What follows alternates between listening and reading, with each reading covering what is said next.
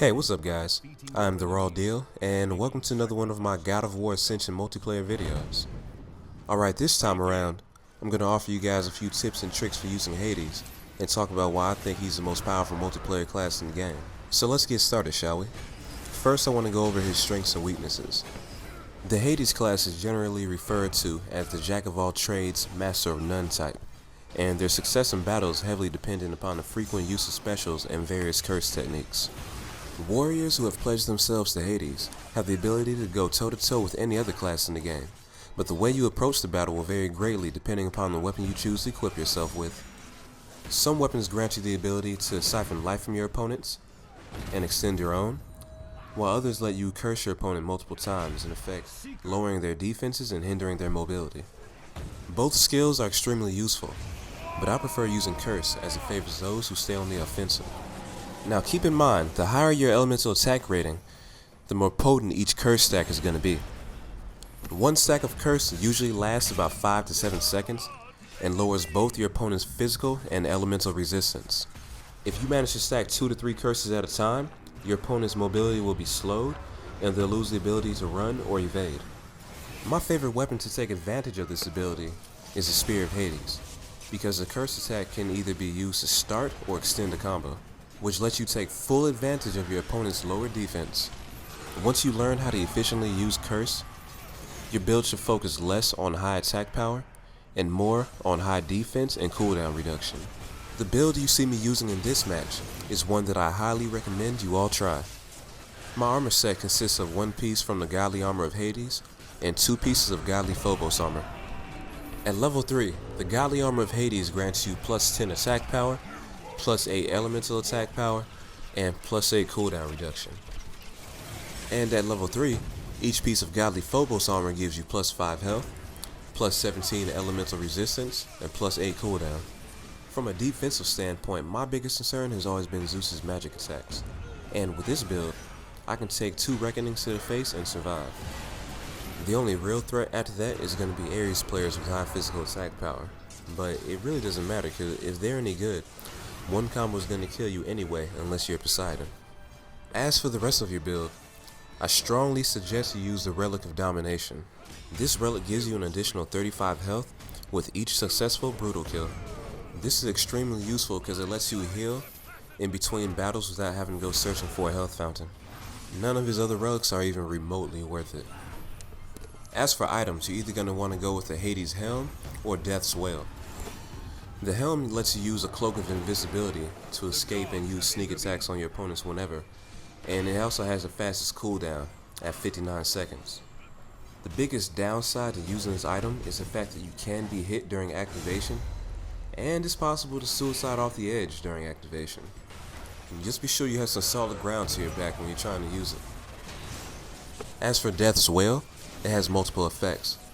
The first one being that it will curse and stun all nearby opponents upon activation. Second, it'll give you a physical and elemental attack buff which lasts for a short duration. I find this item to be most useful in team-based game modes where you run the risk of being gangbanged by multiple opponents.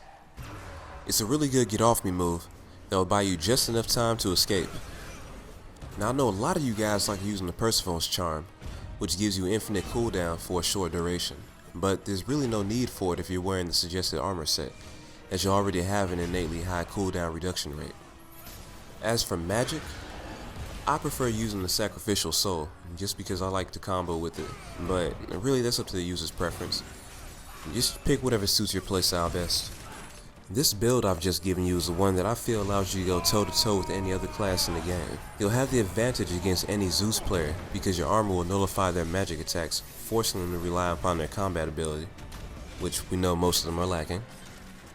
As for Poseidon players, they're typically known to have high defense, whether it be elemental or physical, but if you're using their curse ability correctly, that's not going to be an issue. Even if they're using the Relic of Resilience, just use your curse in a combo and you'll be able to dispatch them quickly. Ares, on the other hand, is probably going to be your most difficult matchup. His strength lies with his physical attack power, which none of your abilities can counteract. The only thing that somewhat softens the impact are the 10 extra life points you get from the Phobos armor. Those 10 points will let you absorb a few extra hits here and there, but one good combo will still probably kill you. The biggest thing you can use to your advantage is your high cooldown rate in combination with the Hades Helm. Now I mentioned earlier that the Helm had a cooldown rate of 59 seconds per use, but that's even further reduced with the additional cooldown reduction you get from your armor set. So be sure to use that to your advantage. Save your item only for when they get you in a combo. And after that, you'll have 12 seconds to either go find a health fountain or strike when they're least expecting it.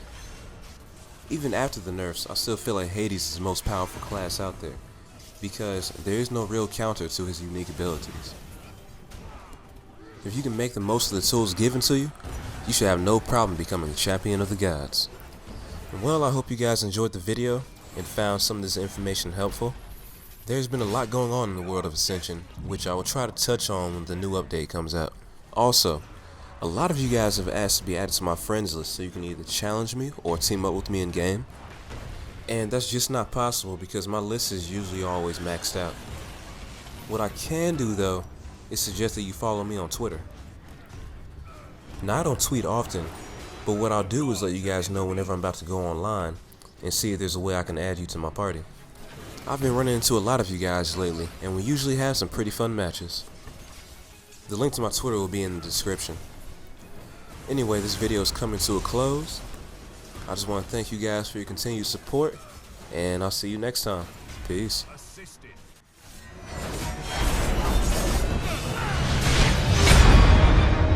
Your influence grows throughout Greece.